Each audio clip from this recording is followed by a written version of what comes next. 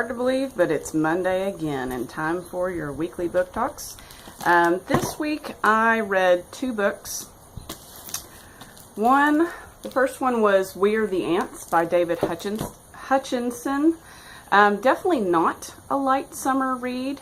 A lot of heavy subject matter. The main character has been bullied for quite a long time.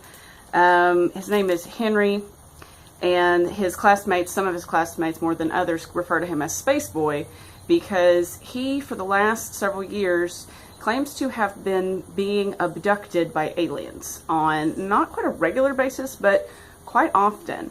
And when these aliens that he refers to as the sluggers, when they abduct him, they experiment on him, they examine him, they put him in different scenarios, and then they'll drop him off somewhere in town, most of the time partially clothed, possibly not clothed at all, without his cell phone, so he's got to find his way back home. And of course nobody believes him, so they make fun of him. Within the last year, the sluggers have presented him with a situation in which he is responsible for the world ending or not. Okay, he's given a choice. If he pushes this button, the world does not end. If he doesn't push the button, then the world ends. Okay, most people that he talks to, when he asks if you could stop the world ending by pushing a button, would you push it? They all say yes, of course. You know, I enjoy living. I have things to live for. Blah blah blah blah blah. He, however, is not quite sure whether he wants to push the button or not. Before the story opens, his boyfriend Jesse had killed himself. So he's struggling with grieving over that.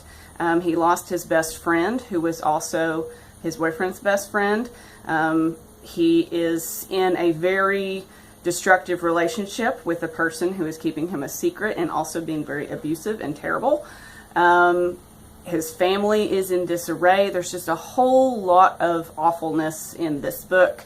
And throughout, I really didn't feel like there was a whole lot of real resolution. So if you are interested in moral dilemmas, alien abductions, complicated family situations and friendships, bullying issues, things like that, you may enjoy this book, or at least find something to think about in it. The other book that I read was much more pleasant. It's called Dumplin by Julie Murphy. And it is about a girl named Willow Dean. She goes by Will, and her best friend Ellen, who goes by Elle. They live in Texas, and they live in a town which is home to the oldest beauty pageant in America. Willow Dean's mother, is the organizer of the pageant. She was a past winner, and every year she manages to squeeze herself into her pageant gown and organize this pageant. She's never encouraged her daughter, however, to participate in the pageant. Her daughter's on the bigger side. There's also a character in the book, her aunt Lucy, who lived with them until her death at age 37 from a heart attack, who was at her biggest. She was 500 pounds, but she was also like a second mother to Willow. And Willow is having a very hard time coming to terms with her Aunt Lucy's death. Her mother's trying to clean out her aunt's things, change her room into a sewing craft room, and she feels like her mother is trying to erase her aunt, where she was a really big part of her life, and she's having, like I said, a very hard time with that. Meanwhile, she is kind of drifting apart from her best friend. She is having romantic encounters with a guy that she works with that everybody thinks is very attractive, and she kind of has a complicated relationship with him. At first she thinks he's keeping her a secret, and she gets upset with that, but then it turns out to be not quite that. I don't want to spoil the story for you too much. One thing that I do want to say about it is that I really enjoyed it. It definitely moved very quickly for me. It didn't get bogged down in a lot of wondering or description or things that books tend to do that slow them down for me. It was really cute. Not just cute, though. I've seen some negative reviews on this saying that they didn't think that the character was body positive enough.